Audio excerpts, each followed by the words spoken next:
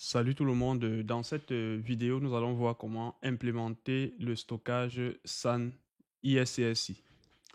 Nous allons dans un premier temps voir qu'il existe trois types de stockage, le DAS, le NAS et le SAN. Et par la suite, nous allons voir étape par étape comment mettre en œuvre dans ce stockage SAN ISCSI.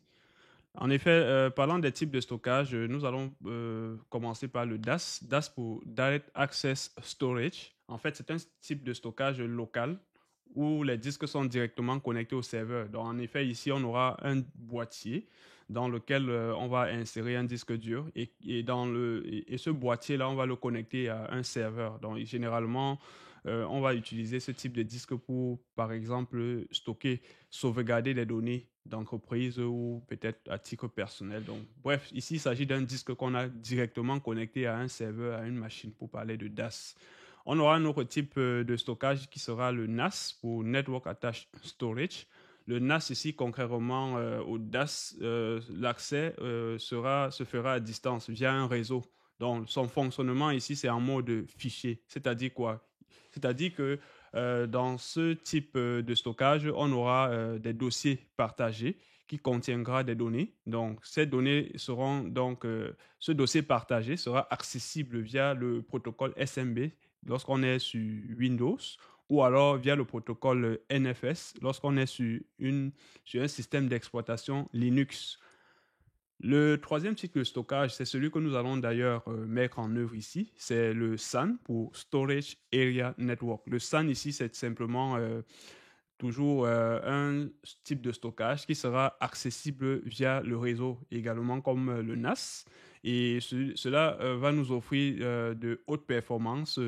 Et on aura ici concrètement au NAS un fonctionnement en mode bloc. Le fonctionnement en mode bloc ici signifie simplement que les machines ou alors les serveurs qui accèdent au SAN verront donc les disques comme s'ils étaient localement déployés, installés sur ces machines-là. Donc, on va configurer notre SAN qui n'est rien d'autre que des disques qui seront accessibles, par exemple, via le protocole ISCSI. Et lorsque les serveurs qui vont accéder à ce stockage SAN euh, auront accès, on aura dans l'explorateur de fichiers de ces serveurs-là les disques SAN qui ont été configurés, comme si ces disques-là étaient fixés localement sur ces serveurs-là. C'est ce que nous allons voir ensemble. On a aussi la possibilité de pouvoir accéder à un stockage SAN via le protocole Fiber Channel.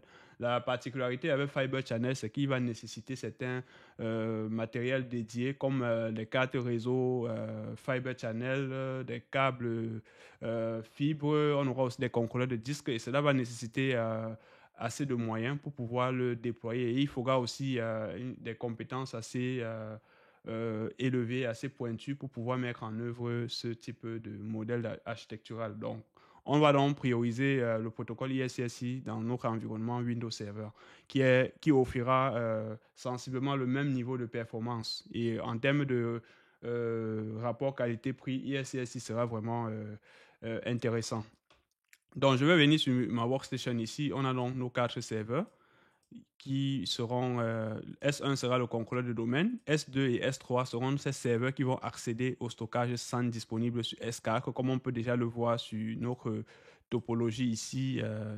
Voilà, nous avons ici S2 et S3 qui font partie, bien entendu, du domaine training.lab. Et là, nous avons ces deux serveurs qui vont pointer sur le stockage ISCSI qui sera défini sur S4. Sur S4, donc, on va créer des disques virtuels. On aura un disque témoin, un disque dédié aux documents, un troisième disque dédié aux sauvegardes. Donc, ces deux serveurs s'y vont accéder via le protocole ISCSI. Et nous allons définir un réseau spécifiquement pour ce stockage ISCSI en 172.16.0.0. Donc, point 2 sera pour S2, point 3 pour S3 et point 4 pour S4. Je reviens donc sur mon serveur, sur ma workstation. Voilà, donc nous avons notre environnement et nous avons défini un réseau dédié spécifiquement au stockage ISCSI. Ça, c'est pour ne pas engorger notre réseau LAN. Donc, à défaut, on a une carte réseau. Nous avons donc précédemment ajouté une seconde carte réseau sur laquelle on a fixé ces différentes adresses en 172.16.0.4. Ça, c'est pour S4. Et point 3 pour S3, point 2 pour S1, pour S2 et point 1 pour S1. Et nous avons le réseau LAN en 10.0.0.0. Donc 10.0.0.4 pour S4, .3 pour S3, .2 pour S2, .1 pour S1. C'est ce que nous avons fait précédemment. Et nous avons aussi autorisé sur notre pare-feu le protocole ICMP sur lequel s'appuie le ping pour pouvoir fonctionner. Donc, si je m'en vais dans les paramètres avancés de mon pare-feu, vous allez voir ici que j'ai créé une règle précédemment, une règle de graphique en cran, autorisation du protocole ICMP. Comment est-ce que j'ai procédé à la création de cette règle? Par défaut, déjà, il faut dire Windows bloque l'accès au protocole ICMP, ce qui veut dire que les machines serveurs peuvent par moment ne pas communiquer dû au blocage de ce protocole-là. Donc, vous venez simplement ici dans règle de graphique entrant, vous cliquez sur une nouvelle règle, vous allez avoir cet assistant qui va vous permettre donc de créer cette nouvelle règle. On va choisir personnaliser, une règle personnalisée en effet. Donc, la règle s'applique à toutes les connexions de l'ordinateur qui correspondent à d'autres propriétés de règles. On va cliquer faire suivant et sélectionner ici le protocole ICMP version 4. Je fais suivant. Suivant, et là on va autoriser la connexion. Je fais suivant, et ici vous inscrivez simplement un nom de votre choix qui va permettre d'identifier la règle et ce pourquoi la règle a été créée. Donc moi j'avais donné le nom autoriser le protocole ICMP version 4, et là vous cliquez sur terminer, et c'est ça qui m'a donné cette règle ici. Et à partir de là, donc toutes les machines pourront communiquer. Si je m'en vais par exemple ici dans le PowerShell pour faire un test de connectivité, je m'en vais faire un ping par exemple sur S1 10.0 10.0.0.1. Là, la communication, ça passe. Je m'en vais faire également un ping sur le second réseau ISCSI 16.0.1. Ça, c'est toujours sur S1. Et là, la communication passe. Donc, ces tests-là, vous les faites préalablement pour avoir un environnement opérationnel. Donc, une fois qu'on a notre environnement qui est déjà opérationnel, qu'est-ce qu'on va devoir faire par la suite? Il va donc falloir qu'on revienne sur notre serveur S4 dans l'optique ici de pouvoir simplement préparer notre espace de stockage. Donc, on va venir sur S4 ici dans les paramètres de notre machine virtuelle. On va ajouter deux disques, donc deux disques de, par exemple, 60 Go. Je choisis ici hard disk, je fais suivant, suivant, suivant. Je vais laisser 60 Go. Je peux laisser ça comme un disque, je fais suivant également. Finish, donc j'ai un premier disque, je veux créer un second. L'objectif d'avoir deux disques ici, c'est simplement pour mettre en œuvre des disques redondants. En cas de défaillance d'un disque, on a toujours accès à nos données. Donc voilà les deux disques qui sont en place. Vous pouvez, dépendamment du type de RAID que vous voulez mettre en place, choisir 3, 4, 5, dépendamment de vous. Voilà, je valide par OK. Voilà, donc ici on a device could not be hot-headed, simplement parce que le serveur devait être éteint avant d'ajouter ce disque-là. Mais bon, ça, le système l'accepte tout de même, parce que si je m'en vais dans la gestion du disque ici, je peux voir que j'ai mes deux disques qui sont bien ajoutés. Mais habituellement, ce qu'il faut faire, c'est d'éteindre le serveur et ajouter. Donc voilà les deux disques qui sont présents sur S4. Donc voilà. Maintenant, ce qu'il va falloir faire, on va dans un premier temps créer un pool de stockage. Donc, on va ici dans service de fichiers et stockage. Vous allez voir ici pool de stockage. Et à partir de là, on pourra voir ici nos deux disques qu'on a ajoutés précédemment, de 60 Go. Je vais faire un clic droit dessus pour créer un nouveau pool de stockage. Donc, je vais avoir cet assistant. Je vais l'appeler simplement pool de stockage. Voilà, pool de stockage, je fais suivant. Et là, je vais sélectionner le second disque pour avoir ces deux disques-là en un. Suivant, et je clique sur créer. Donc, j'ai un pool de stockage qui a été créé. Donc, ici, ce n'est pas encore un disque redondant. Donc, par exemple, je peux choisir de cocher cette case ici pour créer le disque virtuel lorsque l'assistant va se fermer. Ou alors, venir simplement ici, une fois que j'ai créé, je fais clic droit, j'ai ici nouveau disque virtuel. Bon, là, c'est au choix, hein, vous pouvez choisir de cocher la case. Bon, je vais cocher pour que lorsque je ferme l'assistant, j'ai directement... donc, si vous fermez et que vous ne vous retrouvez pas, vous venez simplement ici, vous faites un clic droit et vous avez choisi créer un disque virtuel. J'ai ici pool de stockage. Je fais OK. Ça me donne donc l'assistant de création d'un nouveau disque virtuel. Donc, le disque virtuel ici, on va simplement venir dans cet assistant, on va faire suivant. Et là, je vais donner un nom pour mon disque virtuel. Quel est le nom que je vais donner? Je veux par exemple l'appeler disque ISCSI. Voilà. Je fais suivant. Je fais à nouveau suivant. Et ici, je vais choisir quel type. Bon, simple, c'est simplement pour avoir de haute performance. Donc, si j'ai deux disques, par exemple, qui vont m'offrir une vitesse de lecture-écriture, par exemple, de 100 mégabits par seconde, c'est un exemple, ou peut-être de 500 mégabits par seconde. Les deux fusionneront, ça me donnera donc 500. Si on a 500 mégabits par seconde pour un disque, ça veut dire 500 mégabits fois 2, donc on aura 1000 mégabits par seconde pour le disque configuré en volume simple. Donc on aura de hautes performances, mais cependant, ce disque ne nous donne pas la redondance. Ça veut dire que si un disque est défaillant, on perd donc nos données.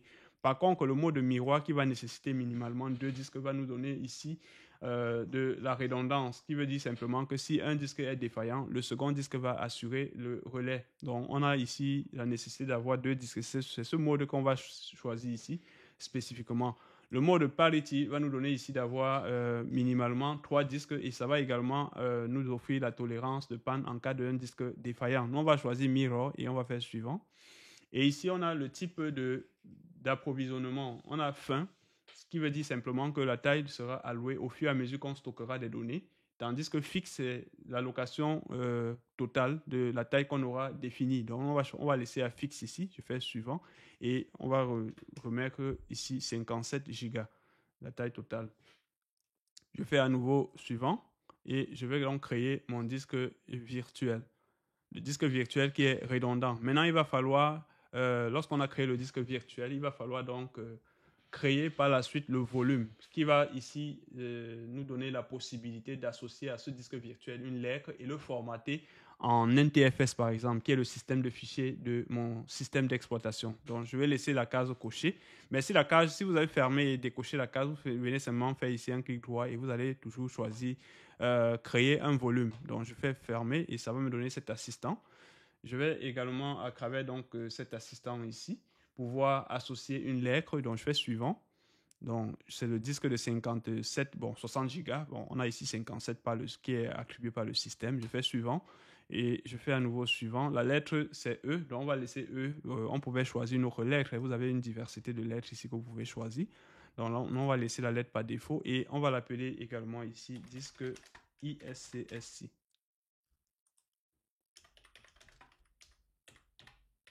Voilà. Et là, je vais faire suivant. Donc, le type de système de fichier, c'est NTFS. Donc, c'est ça, ce système qu'on va définir ici, qui est le même que notre système d'exploitation. Je fais suivant. Et je crée dans mon disque, je vais donc créer mon volume cette fois-ci. Et je peux donc aller dans l'explorateur de fichiers. Je vais voir que j'ai mon volume qui est créé. C'est disque ISCSI. Donc, voilà ce qui est déjà de ce disque qu'on a créé. Maintenant, pour pouvoir accéder à ce stockage, pour permettre donc à S2 et S3 de pouvoir accéder à ce stockage, il va falloir qu'on ajoute un rôle, le rôle correspondant. Donc ici, je vais donc aller à travers le gestionnaire de serveur dans le menu gérer. Je clique sur ajouter des rôles et fonctionnalités. J'ai cet assistant, je fais suivant, suivant, suivant à nouveau, parce que là c'est S2, S4 qui est sélectionné. Je fais suivant. Et je vais me rendre ici dans service de fichiers et stockage. Je déroule ce menu et j'ai encore un sous-menu. Je vais également le dérouler. Je vais descendre un tout petit peu avec la barre de défilement verticale.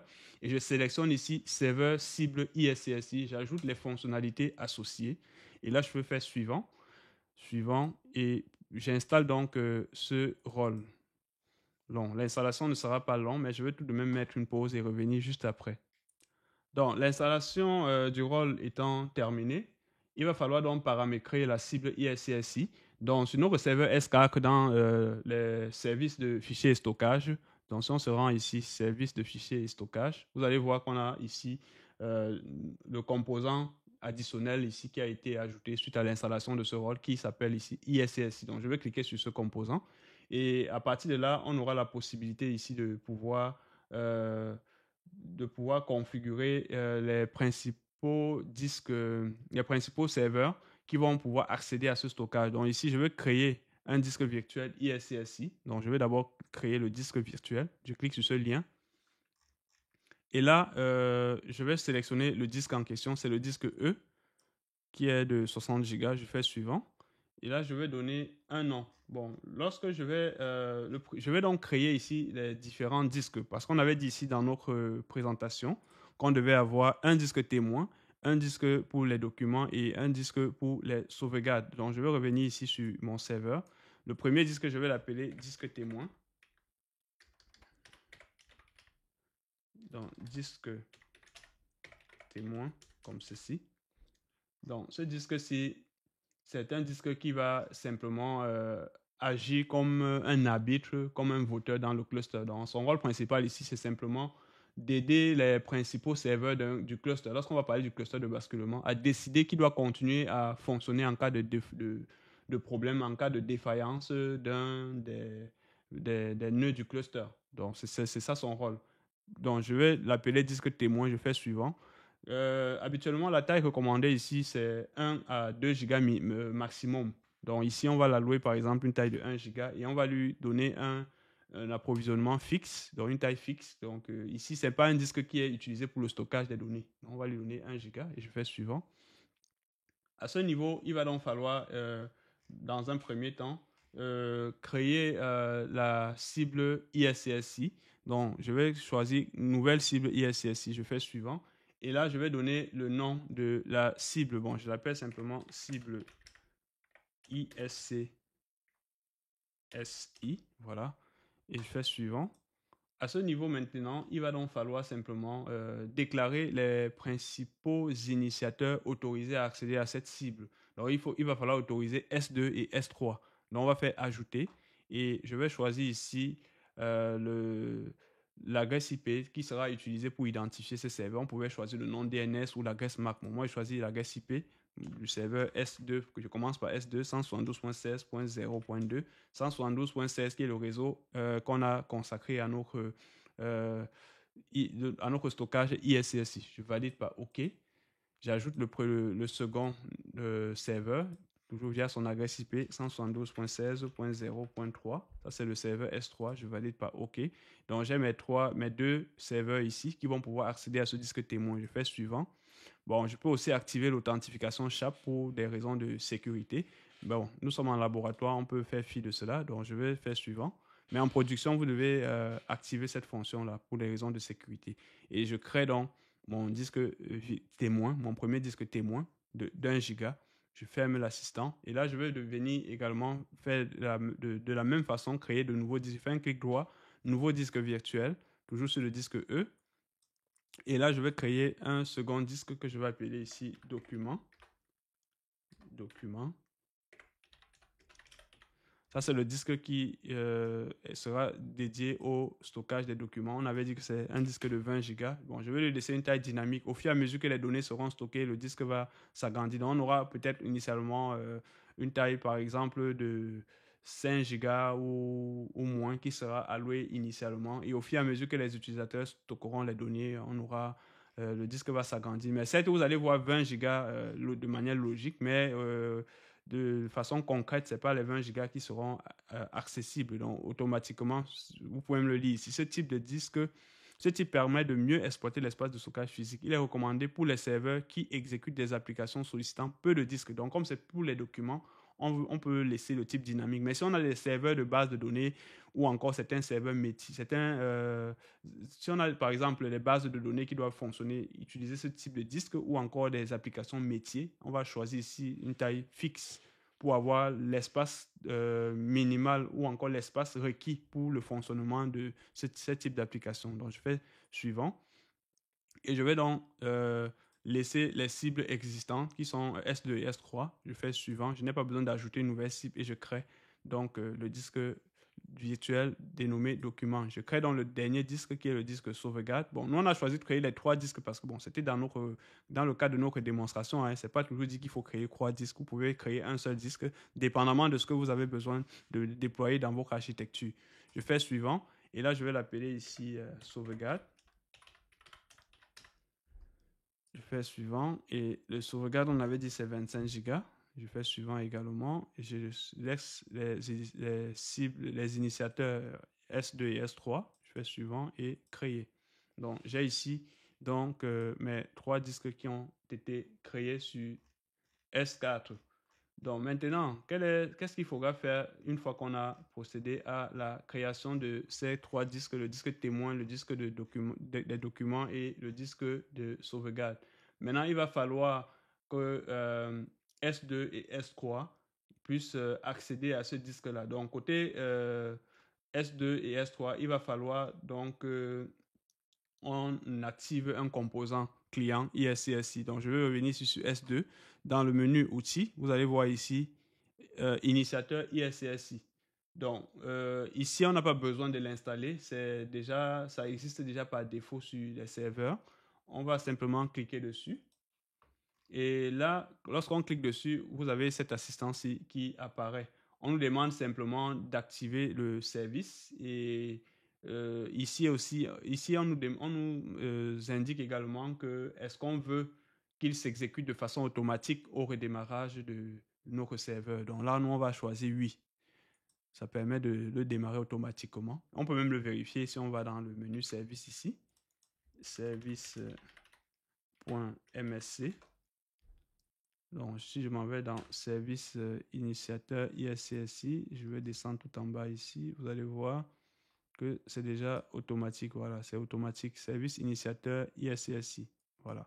Ça veut dire, ça confirme que à chaque fois qu'on va redémarrer le serveur, le service là sera automatiquement démarré. Donc, voilà ce que ça nous donne ici. La première des choses qu'on va faire, c'est d'aller dans découverte, découvrir un portail. On va renseigner ici l'adresse de notre serveur de stockage ISCSI qui est S4. Attention, c'est 172, je vais cliquer là. 172.16.0.4. Donc, le protocole ISCSI utilise le port 3260. Ça veut donc dire que si vous avez un firewall dans votre cas en production, il va falloir autoriser ce port-là à pouvoir accéder au réseau via le pare-feu. Donc, voilà, on va valider par OK. Maintenant, pour permettre à cette, disons, pour permettre l'accès. Donc, pour éviter cette manipulation que nous avions fait, il va donc falloir définir cette cible-là dans nos cibles favorites. Mais déjà, si on vient ici dans cible, on peut voir ici qu'on a IQN 1991. L'IQN ici, c'est l'équivalent d'un nom DNS, mais pour de l'ISCSI. Donc, c'est en quelque sorte le nom complet qui permet d'authentifier, non pas par l'adresse IP, mais par nom, votre cible ISCSI. Maintenant, il va falloir donc qu'on ajoute cela dans les cibles favorites. Je vais cliquer ici sur connexion.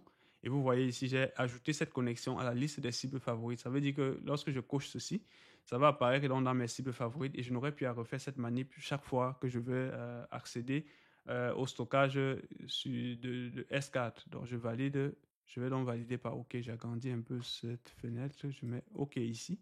Voilà. Je fais la même manipulation sur... J'étais sur S2, je m'en vais sur S3. Je vais donc accéder à l'initiateur ISCSI. Je valide par oui. Donc, l'assistant va apparaître d'un moment à l'autre. Donc, ici, dans découverte, je vais cliquer sur découvrir un portail. Je renseigne l'adresse IP de mon serveur de stockage ISCSI 0.4. Je valide par OK. Et dans les cibles, je vais cliquer sur connexion pour l'ajouter aux cibles favorites. Donc, j'ai ça dans les cibles favorites ici. Je valide par OK. Donc, une fois que j'ai terminé cette manipulation, je vais simplement ici me rendre dans la... Si je m'en vais sur S3 par exemple, je fais un clic droit ici, je m'en vais dans gestion du disque. Je peux voir ici que j'ai les 3 disques qui apparaissent. Je vais remonter un peu comme ceci. Voilà, j'ai les 3 disques qui sont là. Mais il faut simplement que je mette ces disques-là déjà en ligne. Je fais ça, la même manipulation pour chacun des disques. Je mets en ligne. Et maintenant, ce qu'il va falloir faire, c'est initialiser le disque. Je fais encore un clic droit, initialiser le disque. Je vais initialiser les 3 disques simultanément en utilisant la table de partition GPT. Je valide par OK. Voilà, les 3 disques sont déjà initialisés. Maintenant, il va simplement falloir créer de nouveaux volumes. Donc, formater ces disques-là en NTFS. Je laisse la lettre par défaut. Je laisse E là-bas et je vais appeler ça. C'était disque témoin. Ouais, c'était le nom qu'on avait défini sur notre disque témoin. Je fais terminer. Ici également, je fais la même chose. Là, je laisse la lettre par défaut. Ça, c'est sauvegarde.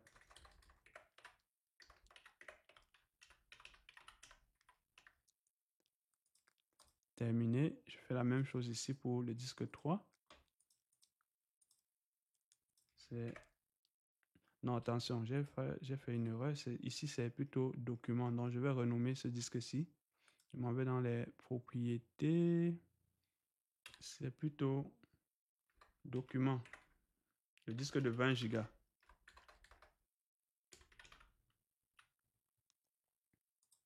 Voilà, ici je vais créer le dernier, je vais formater le dernier volume, créer le dernier volume. Ça c'est sauvegarde. Là je vais formater toujours en NTFS, suivant terminé.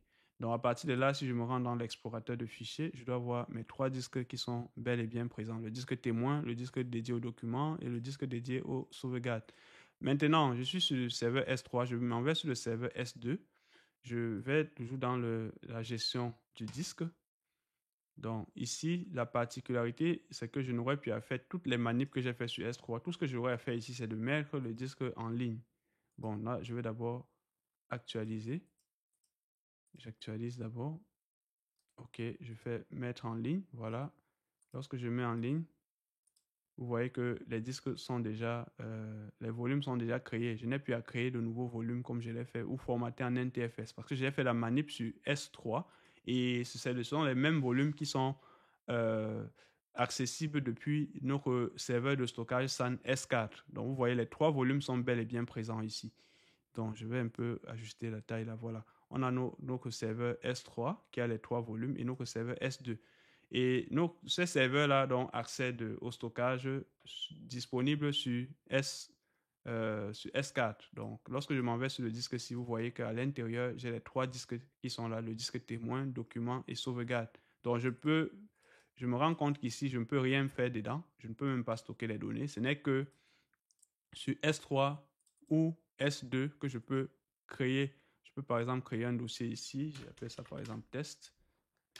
Voilà. Par contre, sur le disque, sur S4 qui est dédié uniquement au SAN, accessible via le protocole ISCSI, je ne peux pas faire de manipulation. Donc, lorsque j'ai fait ça, est-ce que j'ai créé le document là, c'était sur, voilà, je l'ai créé ici. Voilà, j'ai le dossier test ici que j'ai créé.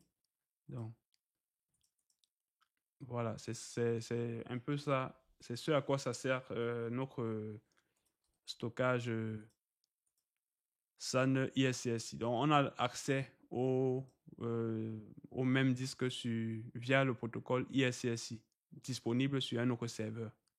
Donc, voilà ce qu'il fallait faire grosso modo pour mettre en œuvre une telle architecture. La technologie ISCSI donc, va nous permettre ici de vulgariser l'usage des SAN. Donc, elle est à moindre coût dans un environnement Windows Server, étant donné qu'on utilise ici le protocole ISCSI qui est nativement supporté par Windows Server, que ce soit la version 2016, la version 2019 ou la version 2022. Je tiens donc à vous remercier pour votre attention et à très bientôt pour la prochaine vidéo qui concernera donc la mise en œuvre du cluster de basculement utilisant bien entendu toujours le stockage ISCSI.